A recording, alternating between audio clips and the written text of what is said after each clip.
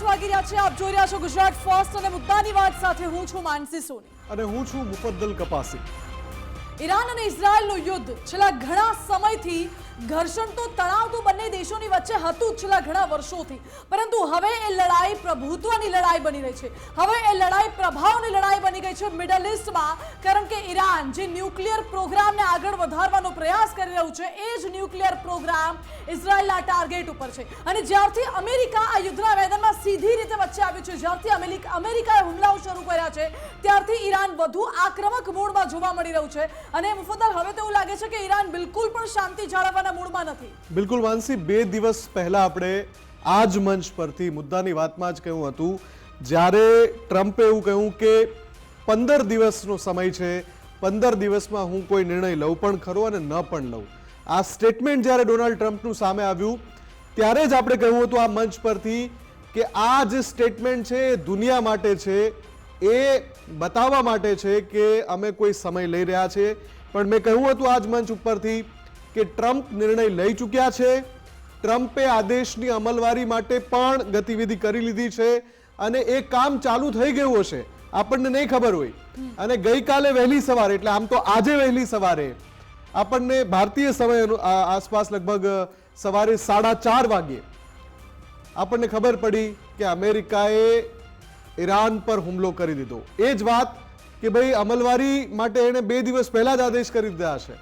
અને ગઈકાલનો દિવસ એવો રહ્યો હતો માનસી, જ્યારે સંખ્યાબંધ તસવીરો સામે આવી હતી કે જ્યાં અમેરિકન જે B-2 બોમ્બર વિમાનો છે, જેનો આખી દુનિયા પાસે કોઈ તોડ નથી, એ વિમાનો નીકળી ચૂક્યા છે અમેરિકાના અલગ અલગ બેઝ પરથી અને એ વિમાનો પહોંચી રહ્યા છે ઈરાન તરફ.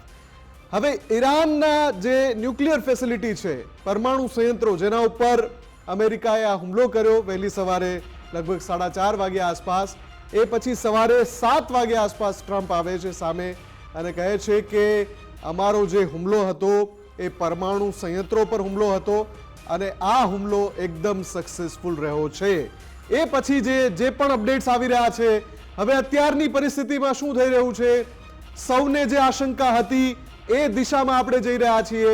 એટલે કે દુનિયા ઉપર વિશ્વ યુદ્ધનો ખતરો તોડાઈ રહ્યો છે અત્યારે, કેમ કે રશિયાએ નગારે ઘા કરી દીધો છે. રશિયાએ કહી દીધું છે કે ઈરાન એકલું નથી. અને અત્યારના સૌથી લેટેસ્ટ અપડેટ જે આવી રહ્યા છે એનાથી આપણે સૌથી પહેલા શરૂઆત કરી દઈએ કે જ્યારે અમેરિકાએ આ હુમલો કર્યો છે એના પછી જે આશંકા સેવાઈ રહી હતી એમાંથી સૌથી મોટી હતી સ્ટ્રેટ ઓફ હોર્મુઝ. હવે આ સ્ટ્રેટ ઓફ હોર્મુઝ શું છે? સ્ટ્રેટ ઓફ હોર્મુઝ ખાડીનો એ વિસ્તાર છે ઈરાનની પાસે કે જ્યાંથી UAE, Saudi Arabia, Iran, cutter, Bahrain, આ બધા જે ક્રૂડ ઓઇલ ઉત્પાદન કરતા દેશો છે એમનો ત્યાંથી, એમના જહાજ ત્યાંથી ક્રૂડ ઓઇલની સપ્લાય આખા વિશ્વને કરે છે. જો સ્ટ્રેટ ઓફ હોર્મુઝ ઈરાન બંધ કરી દે તો આ બધા રાષ્ટ્રોની સપ્લાય અટકી શકે છે. સૌથી મોટી વાત, વિશ્વનું 25% ક્રૂડ ઓઇલ અહીંયાથી સપ્લાય થાય છે, જેને ઈરાન બંધ કરી શકે છે. એનું નામ છે સ્ટ્રેટ ઓફ હોર્મુઝ. અને આ સમાચાર એટલા માટે કે ઈરાનની સંસદમાં આજે અમેરિકાના હુમલા પછી ઈરાનની સંસદમાં એ નિર્ણય લેવાયો છે, સર્વાનુમતે નિર્ણય લેવાયો છે કે સ્ટ્રેટ ઓફ હોર્મુઝ બંધ કરી દઈશું. સ્ટ્રેટ ઓફ હોર્મુઝ બંધ થાય તો ક્રૂડ ઓઇલની જે સપ્લાય છે, આજે આપણે તસવીર બતાવી રહ્યા છે સ્ક્રીન ઉપર, આ જ એ સ્ટ્રેટ ઓફ હોર્મુઝ છે. એ ખાડીની અંદરનો એ વિસ્તાર છે જે ખૂબ સાંકડો છે અને ઈરાન પાસે એ તૈયારી છે કે સ્ટ્રેટ ઓફ હોર્મુઝ બંધ કરી દે. જો એ બંધ કરે તો બ્લુ લેટર્સમાં જેટલા પણ નામ આપણે જોઈ રહ્યા છીએ એ બધા રાષ્ટ્રોને એની અસર થઈ શકે છે. જે આ રાષ્ટ્રો છે Iraq, Kuwait, Iran, Bahrain, Qatar, જો કે ઈરાન પાસે તો બીજું બંદર પણ છે સ્ટ્રેટ ઓફ હોર્મુઝની આગળ, ત્યાંથી એ પોતાની સપ્લાય ચાલુ રાખી શકે છે, પણ આમાં યુનાઇટેડ આરબ અમીરાત પણ આવી જાય છે. આ બધા રાષ્ટ્રોને સીધી અસર થઈ શકે છે જો સ્ટ્રેટ ઓફ હોર્મુઝ બંધ થાય તો. અને એ બંધ કરવાનો નિર્ણય ઈરાને લઈ લીધો છે. ઈરાને પહેલા જ કહ્યું હતું કે જો અમારી, એટલે કે ઈરાન અને ઇઝરાયલની લડાઈમાં અમેરિકા કૂદશે તો અમે સ્ટ્રેટ ઓફ હોર્મુઝ બંધ કરીશું. જો સ્ટ્રેટ ઓફ હોર્મુઝ બંધ થાય તો ક્રૂડ ઓઇલ સપ્લાય અટવાઈ શકે છે અને એનાથી ક્રૂડ ઓઇલના ભાવ વધી શકે છે. દુનિયાભરમાં પેટ્રોલ ડીઝલના ભાવમાં મોટો ઉછાળો આવી શકે છે. આવતીકાલે સોમવારે જ્યારે બજાર ખુલશે એ સમયે પણ જોવા મળશે કે ક્રૂડ ઓઇલના ભાવ છે કેવી રીતે જમ્પ કરી રહ્યા છે જો સ્ટ્રેટ ઓફ હોર્મુઝ બંધ કરવાના નિર્ણય પર ઈરાન અડગ રહે છે. હવે ત્યાંની સંસદે જે આ નિર્ણય લીધો છે એમાં ખામનેઈને અધિકાર આપ્યા છે. ખામને એમાં ફેરફાર કરી શકે છે, ખામને એમાં ઇનકાર પણ કરી શકે છે કે ના હમણાં નથી બંધ કરવું, અથવા તો નેગોશિએશન માટે સમય પણ આપી શકે છે ખામને, કે જે રાષ્ટ્રો ઇઝરાયલની સાથે છે એમાં અમેરિકા પણ આવી ગયું, એ બધા ઈરાન ઉપર જે દબાવ બનાવી રહ્યા છે તો આ ઈરાનનો વળતો પ્રહાર છે. માનસી, બિલકુલ મુફદ્દલ, ખામેની આ જળમાર્ગ હવે બંધ કરવો કે નહીં એ અંતિમ નિર્ણય લઈ શકે છે. જો કે અત્યાર સુધી પરિસ્થિતિ જોતા એવું લાગી રહ્યું છે કે ઈરાને લગભગ નક્કી કરી લીધું છે કે આ સ્ટ્રેટ ઓફ હોર્મુઝ બંધ કરવામાં આવશે. અગર આ રસ્તો બંધ થશે તો જેમ કે મુફદ્દલે કીધું એ તમામ જે માર્ગો છે એમાં એ દેશોના ક્રૂડ ઓઇલ પર અસર થશે. આ સાથે જે અન્ય વ્યાપાર છે, વૈશ્વિક વ્યાપારને લઈને પણ મોટી અસર થઈ શકે છે અને જો આવું થયું તો ક્રૂડ ઓઇલના ભાવમાં મોટો વધારો પણ આવી શકે છે.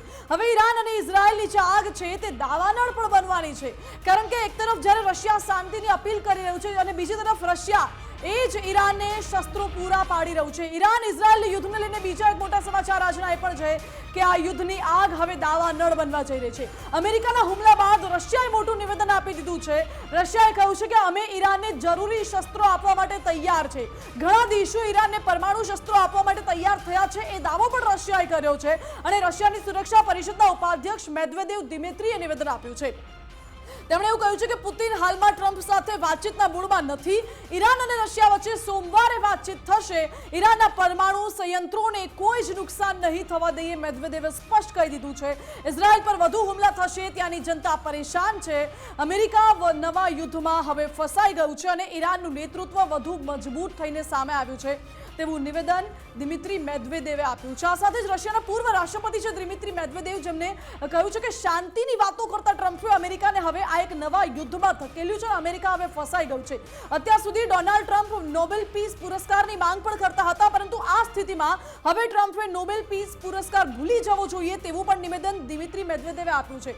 એટલે મુફદ્દલ, એક તરફ ડોનાલ્ડ ટ્રમ્પ આમાં બેવડી ગેમ રમી રહ્યા હોય એવું લાગે છે, કારણ કે એક તરફ ડોનાલ્ડ ટ્રમ્પ શાંતિની અપીલ કરે છે, અમેરિકા તરફથી એવું કહેવામાં આવે છે કે અમે માત્ર ન્યુટ્રલ છે, અમે કોઈ દેશની સાથે નથી. બીજી તરફ એ ઈરાન ઉપર હુમલો કરે છે અને કહે છે કે હવે શાંતિ થશે. બિલકુલ, એટલે અને રશિયાનું આ સ્ટેટમેન્ટ એ વાતની સાબિતી પૂરી પાડે છે કે આ લડાઈમાં જે ઈરાન અને ઇઝરાયલની હતી, જેની શરૂઆત ઇઝરાયલે કરી ઓપરેશન રાઇઝિંગ લાયનથી, જેનો જવાબ ઈરાને આપવાનું શરૂ કર્યું ઓપરેશન ટ્રુ પ્રોમિસ 3 થી, અને એ લડાઈમાં અમેરિકા કૂદ્યું છે એના પરમાણુ સંયંત્રો પર હુમલો કરીને.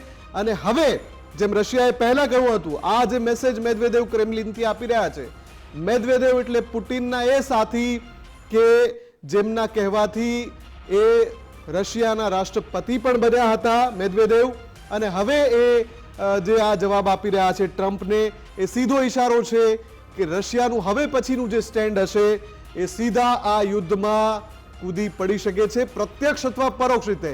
પણ રશિયા કેમ આમાં નગારે ઘા કરી રહ્યું છે? સૌથી મોટી વાત, યુક્રેન સાથે રશિયાનું યુદ્ધ ચાલી રહ્યું છે અને એ યુદ્ધમાં યુક્રેનનો જે ઇનિશિયલી જે રિપોર્ટ્સ હતા એ મુજબ યુક્રેન પાસે જે શસ્ત્રાગાર છે એ બહુ ઓછા દિવસ ચાલે એમ હતો, પણ આપણે સૌ જાણીએ છીએ કે 2 વર્ષથી વધારે સમય વીતી ગયો, 3જું વર્ષ પૂરું થવા પર છે. છતાં પણ માનસી, યુક્રેન રશિયાની અંદર ઘૂસીને એના બોમ્બર વિમાનો પર હુમલો કરે છે, એના એરબેઝ પર હુમલો કરે છે, ડ્રોનથી સ્વામ ડ્રોન અટેક કરે છે યુક્રેન.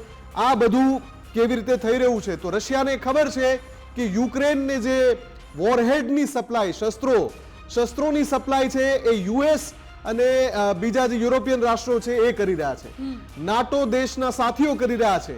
એટલે હવે રશિયા પાસે તક છે, જ્યારે ઈરાન પર જ્યારે યુએસ હુમલો કરે છે તો એનો જવાબ આપવાનું. અને એટલે જ અત્યારે જે બીજા એક સૌથી મોટા સમાચાર એ છે કે ઈરાનના વિદેશ મંત્રી અબ્બાસ અરાગચી આવતીકાલે એટલે કે સોમવારે રશિયા જઈ રહ્યા છે અને ત્યાં એક મહત્વની મીટિંગ થવાની છે, અને એ મીટિંગ નિર્ણાયક બનશે કે રશિયા આ યુદ્ધમાં કયું પગલું ભરે છે.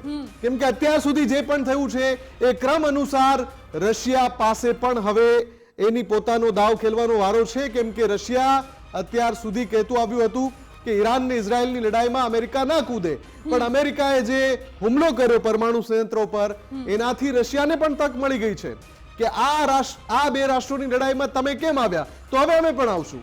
અને કેમ કે મેં કહ્યું એમ કે યુક્રેન વાળો એંગલ તો છે જ. રશિયાને ખબર છે કે યુક્રેનને કોણ હથિયારો પૂરા પાડે છે, એમાં અમેરિકા પણ છે, એમાં યુરોપિયન રાષ્ટ્રો પણ છે, નાટો દેશના સાથીઓ પણ છે. એટલે રશિયા ઈરાનની સાથે આવી ગયું છે.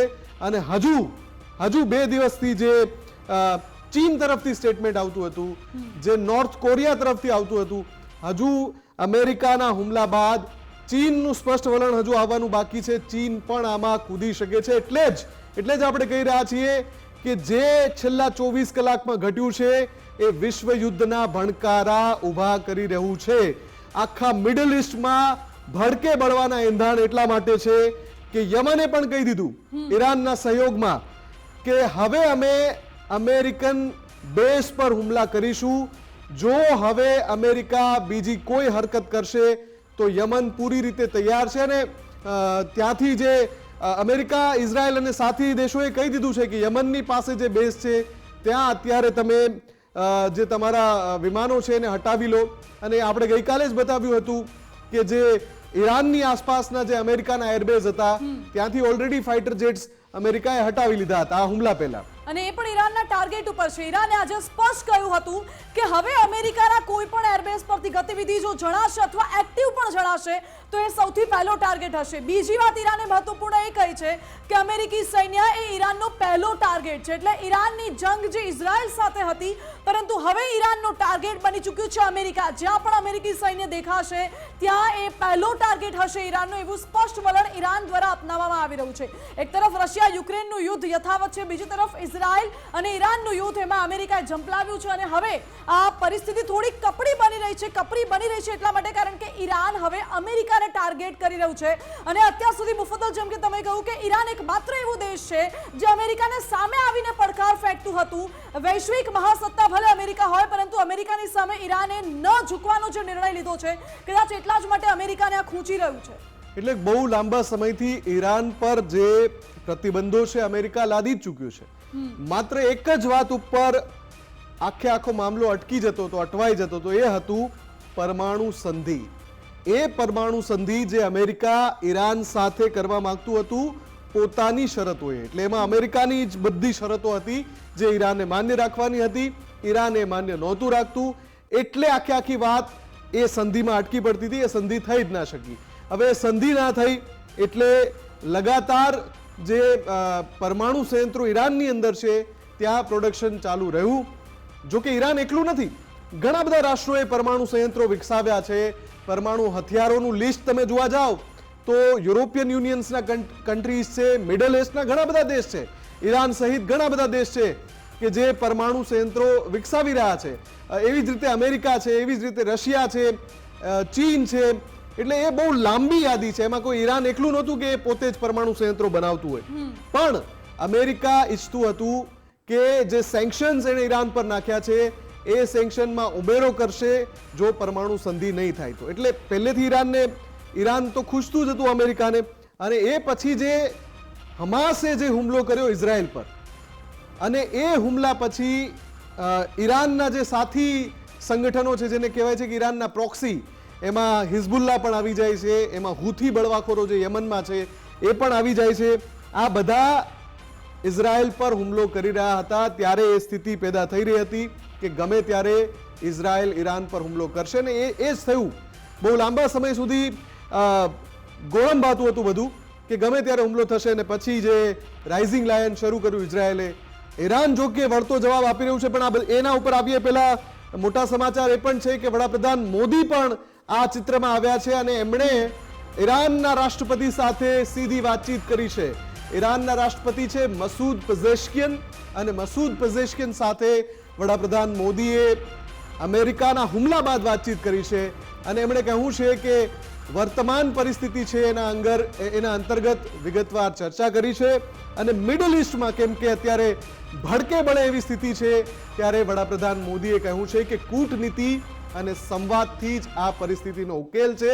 રાજદ્વારી રીતે વાતચીત કરવાથી જ શાંતિ સ્થપાઈ શકે છે. એટલે વડાપ્રધાન મોદીએ મસૂદ પેઝેશકિયન સાથે વાતચીત કરીને શાંતિથી આનો હલ કાઢવા, એટલે કે જે રીતે ઈરાન આક્રમકતા દર્શાવી રહ્યું છે, ફરી પાછું ઈરાન કોઈ એવું પગલું ના ભરે કે આ યુદ્ધ વધુ ભડકે. કેમ કે ઈરાને પહેલા કહ્યું હતું કે જો અમેરિકા કૂદ્યું તો પછી અમેરિકા અમારું લેજિટિમેટ ટાર્ગેટ, અધિકૃત નિશાન બની જશે, કેમ કે એમણે હુમલો કર્યો. તો હવે એ પરિસ્થિતિ આવી ગઈ છે, અમેરિકાએ હુમલો કર્યો છે, તો ઈરાન પાસે અધિકાર છે વળતો જવાબ આપવાનો.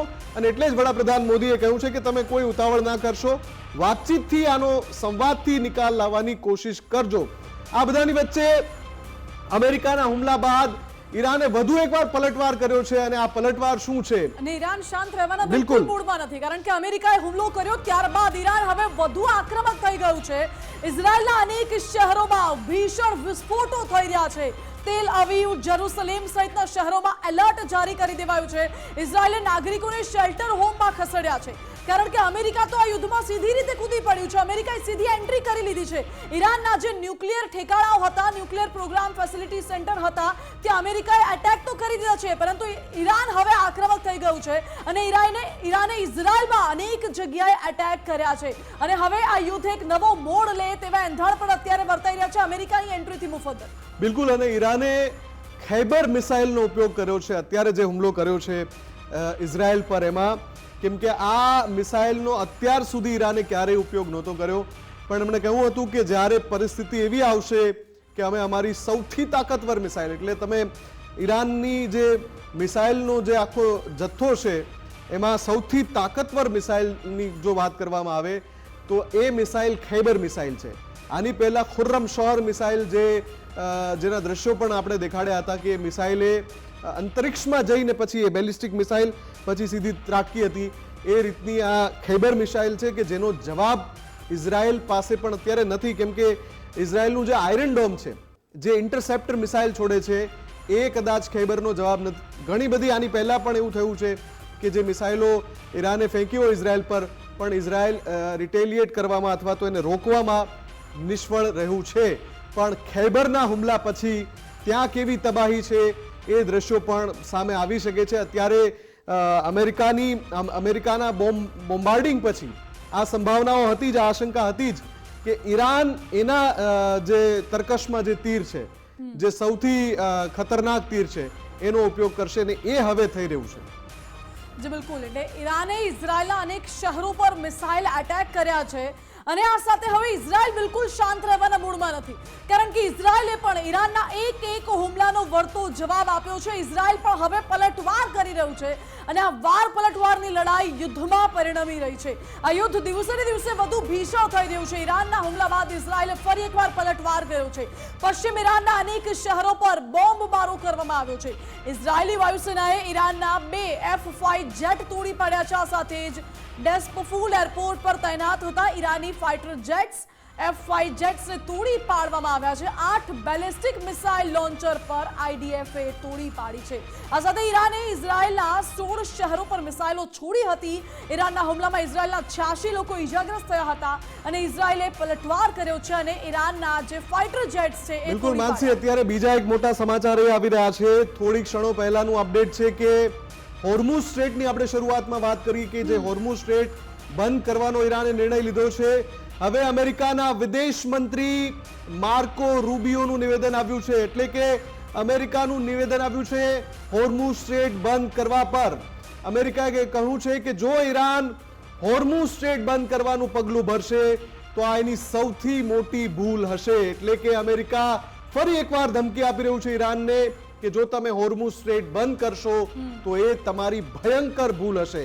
ફરી એકવાર આ જે સ્થિતિ છે એસ્કેલેટ થઈ રહી છે અને એટલે જ આગામી 24 કલાકમાં આમાં રશિયા એક્ટિવલી આવી શકે છે, એન્ટર થઈ શકે છે. કેમ કે હવે હોર્મુઝ સ્ટ્રેટ બંધ કરવામાં ઈરાન અટકવાનું નથી, કેમ કે ઈરાનમાં હુમલો થયો છે, જે બોમ્બમારો થયો છે એનો જવાબ આપવા માટે કોઈ એક એક્શન તો ઈરાન લેવાનું જ હતું.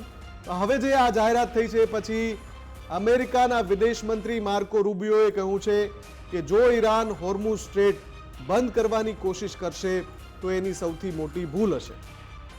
જી, એટલે અમેરિકાએ આ સૌથી મોટું નિવેદન અત્યારે આપી દીધું છે. હવે જો ઈરાને, આપણે શરૂઆતમાં જ વાત કરી કે ઈરાન આ સ્ટ્રેટ ઓફ હોર્મુઝ બંધ કરવાનો વિચાર કરી રહ્યું છે. અગર જો ઈરાન આ વિચાર પર અડીખમ રહે છે, અગર ઈરાન આ સ્ટ્રેટ ઓફ હોર્મુઝ જળમાર્ગ બંધ કરી દે છે, તો અમેરિકા હજુ પણ ભીષણ હુમલાઓ કરી શકે છે. એ સ્પષ્ટ ચેતવણી અમેરિકાએ આપી દીધી છે. અને શરૂઆતમાં જે આપણે વાત કરી કે ઈરાન ઇઝરાયલ યુદ્ધમાં અમેરિકાએ જે સીધી રીતે એન્ટ્રી કરી છે, અમેરિકાએ ઈરાનના 3 પરમાણુ સ્થળ ઉપર બોમ્બમારો કર્યો હતો. એની પણ વિગતો આપને આપી દઈએ. અમેરિકાએ ઈરાનના જે 3 ન્યુક્લિયર પ્રોગ્રામિંગ સેન્ટર છે, ફોર્ડો, નતાન્ઝ અને ઇસ્ફહાનમાં અમેરિકાએ અટેક કર્યો હતો. 6 બંકર બસ્ટર બોમ્બ ફોર્ડો પરમાણુ સાઇટ ઉપર ફેંકવામાં આવ્યા. આ સાથે જ નતાન્ઝ અને ઇસ્ફહાનમાં 35 ટોમહોક મિસાઇલ છોડી હતી અમેરિકાએ. ડોનાલ્ડ ટ્રમ્પે સ્પેશિયલ મીડિયા પોસ્ટમાં કહ્યું છે કે ફોર્ડો સમાપ્ત થઈ ગયું છે. કોઈ પણ દેશની સેના આવું ન કરી શકે. હુમલા બાદ રાષ્ટ્રપતિ ટ્રમ્પે કહ્યું છે કે હવે શાંતિનો સમય છે. ડોનાલ્ડ ટ્રમ્પે એવું પણ કહ્યું કે કોઈ પણ દેશની સેના આવું ન કરી શકે. અને ત્યારબાદ શાંતિની વાત પણ કરી રહ્યા છે. ઇઝરાયલના પીએમ નેતન્યાહુ અને ટ્રમ્પ વચ્ચે વાતચીત પણ થઈ હતી. એટલે મુફદ્દલ, જે હમણાં આપણે વાત કરી પહેલા કે ડોનાલ્ડ ટ્રમ્પ પહેલા તો એટેક કરે છે અને પછી એવું કહે છે કે હવે શાંતિનો સમય આવી ગયો છે. એટલે એ હંમેશાથી અમેરિકાનું વલણ રહ્યું જ છે કે અમેરિકાનો નિયમ એ છે કે અમેરિકા એવું માને છે કે દુનિયામાં અમેરિકા જે કરે એ સાચું, બાકી કોઈ પણ રાષ્ટ્ર જે કરે એ ખોટું.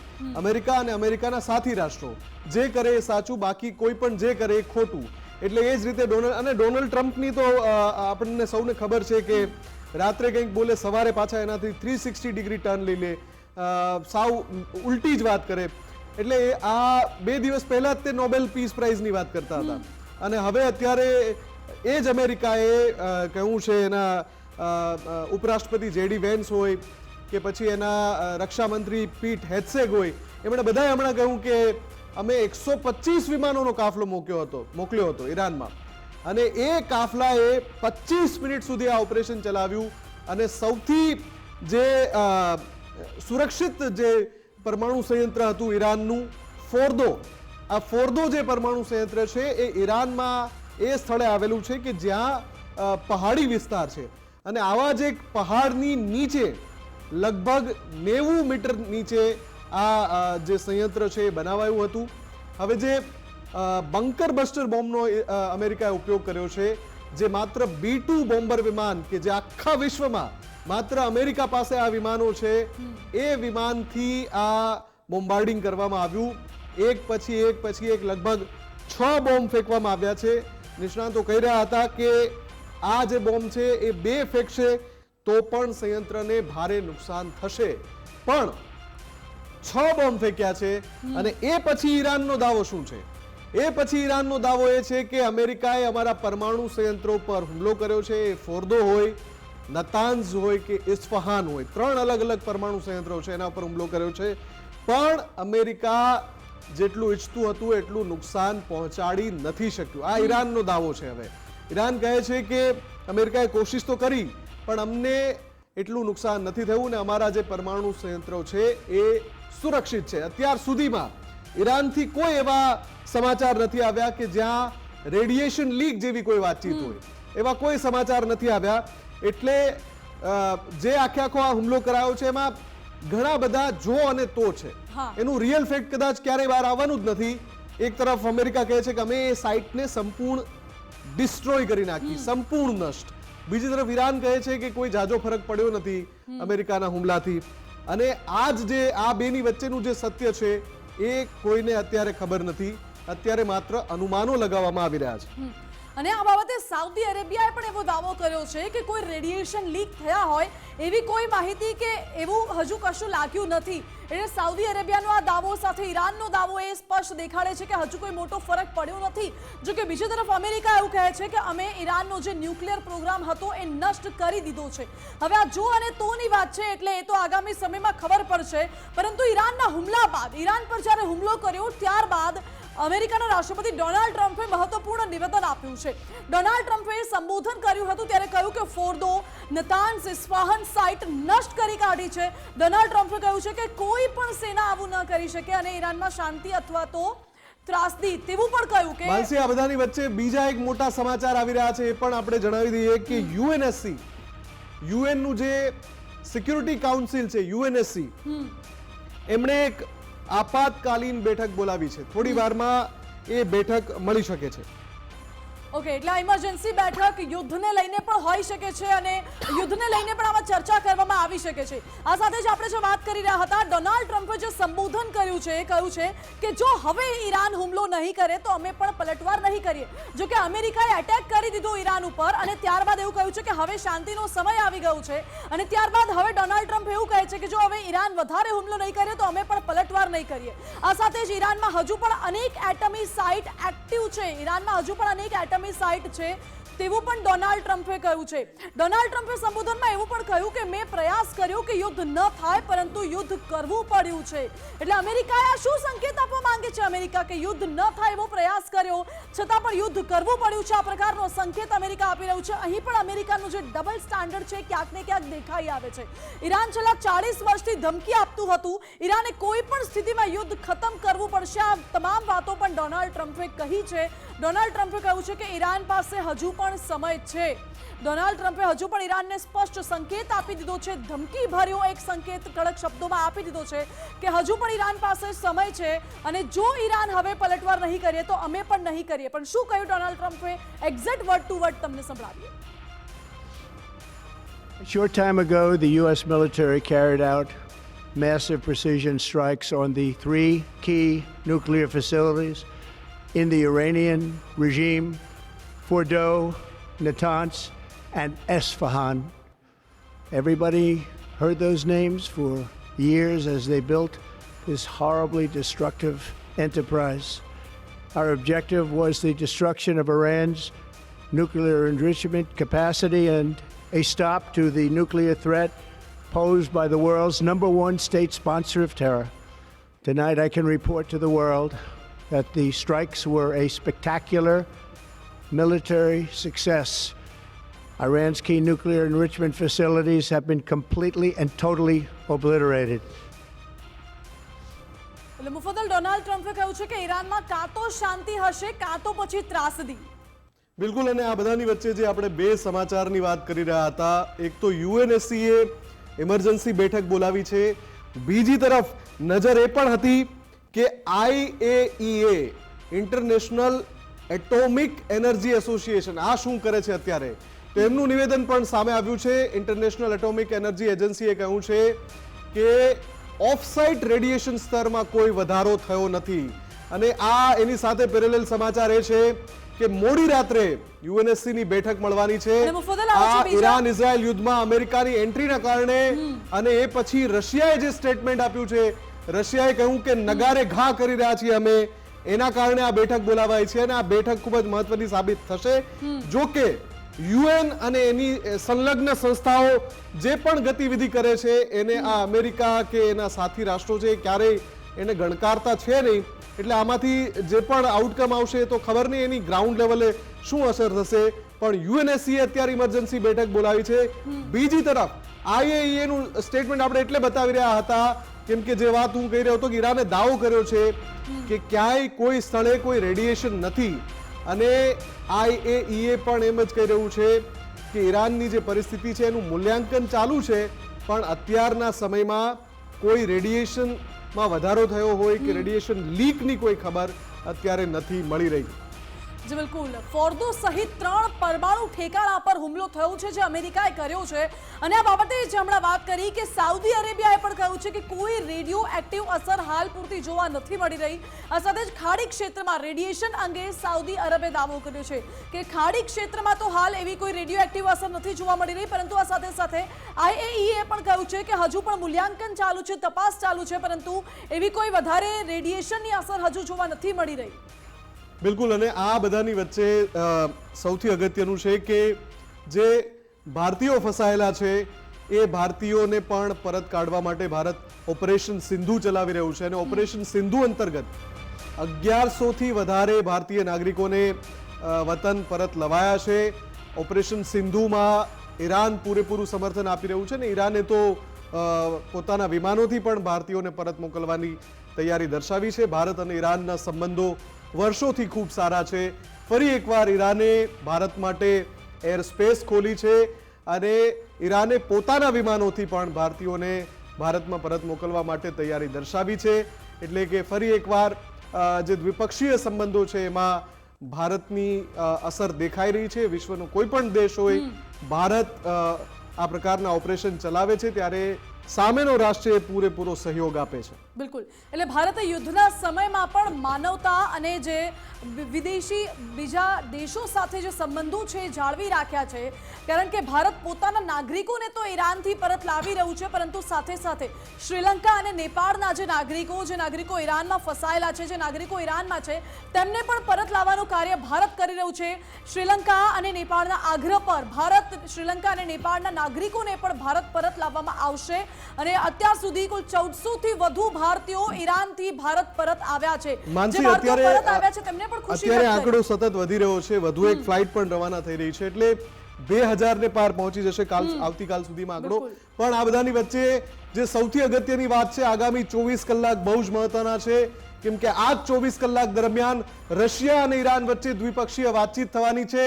આ 24 કલાક દરમિયાન ઈરાન જે છે એ પોતાનું આગામી જે કદમ છે એના ઉપર નિર્ણય લેવાનું છે.